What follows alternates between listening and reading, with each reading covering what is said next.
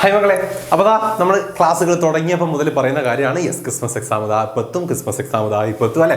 അപ്പോൾ നമ്മൾ ആദ്യമേ പറഞ്ഞിട്ടുണ്ടായിരുന്ന ഒരു ഡേറ്റ് ഉണ്ടായിരുന്നു. ക്രിസ്മസ് എക്സാം ഏകദേശം നിങ്ങൾക്ക് ഉണ്ടാവുക 8 to 18 ഈ ഒരു റേഞ്ചിലായിരിക്കും എന്നുള്ള അല്ലേ. അത് നിങ്ങളെ എഡ്യൂക്കേഷണൽ കലണ്ടറാണ്. കലണ്ടർ പ്രകാരം കൃത്യമായിട്ട് നിങ്ങൾക്ക് അവിടെ ഡേറ്റ് കൊടുത്തിട്ടുണ്ട്. നിങ്ങളെ രണ്ടാം പാദവാർഷിക പരീക്ഷ ആരംഭം എന്ന ഡിസംബർ 11-നാണ്. ഓക്കെ, രണ്ടാം പാദവാർഷിക പരീക്ഷ സ്കൂൾ അടയ്ക്കുന്ന ദിവസം ഡിസംബർ 19-ആണ്. സൂം ചെയ്ത് വേണേൽ കാണിച്ചു തരാം. ഓക്കെ അല്ലേ. അപ്പൊ ഡേറ്റ് നമുക്ക് ഏകദേശം കൺഫേം ആയിട്ട് നമ്മുടെ കയ്യിൽ കിട്ടിയിട്ടുണ്ട്. ഡിസംബർ 11-ന് നമുക്ക് ക്രിസ്മസ് എക്സാം അങ്ങോട്ട് സ്റ്റാർട്ട് ചെയ്യും.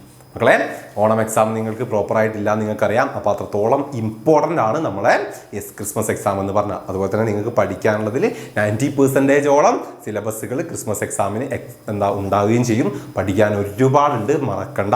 എത്ര ടൈം ഇനി ഡിസംബർ 11 വരെ നമ്മളെ മുന്നിലുണ്ട് എന്നുള്ളത് ഇപ്പം ചിന്തിച്ചോളാം. എത്ര പഠിക്കാനുണ്ട്, എത്ര പുറകിലാണ് ഞാൻ എന്നുള്ളത് ചിന്തിക്കുക. അതിനനുസരിച്ച് ടൈം യൂസ് ചെയ്ത് പഠിക്കുക.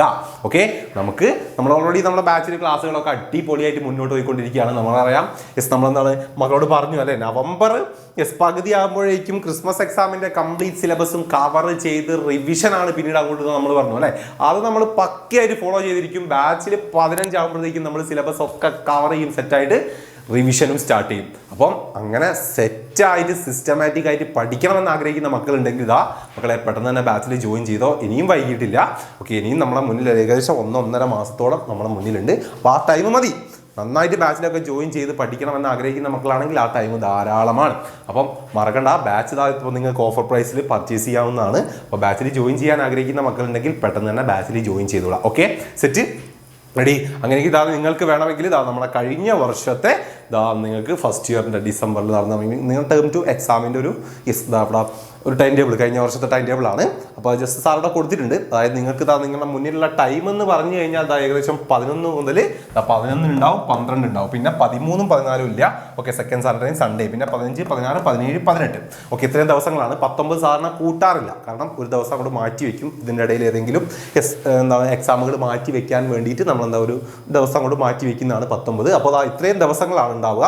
ഇതിൻ്റെ ഇടയിൽ തന്നെ നിങ്ങൾക്ക് ഒരു ഏതെങ്കിലും ഒരു എക്സാമിൻ കഴിഞ്ഞിട്ടുള്ള ഒരു ഗ്യാപ്പോ കാര്യങ്ങളോ മാത്രമേ ഉണ്ടാവുന്നുള്ളൂ. അല്ലാതെ നിങ്ങൾ ഒരു എക്സാം കഴിഞ്ഞ് പിന്നെ ഗ്യാപ്പ്, അടുത്ത എക്സാം കഴിഞ്ഞ് പിന്നെയും ഗ്യാപ്പ്, അങ്ങനെയൊന്നുമില്ല. അതിനൊന്നുള്ള ടൈമും കാര്യങ്ങളൊന്നുമില്ല. ഓക്കെ, ഏതെങ്കിലും ഒരു എക്സാമൊക്കെ കഴിയുമ്പോൾ ചിലപ്പോൾ നിങ്ങൾക്കൊരു ഗ്യാപ്പോ കാര്യങ്ങളോ കിട്ടും. പിന്നെ കിട്ടുന്നത് സൺഡേയും ഒരു സാറ്റർഡേയും മാത്രമാണ്.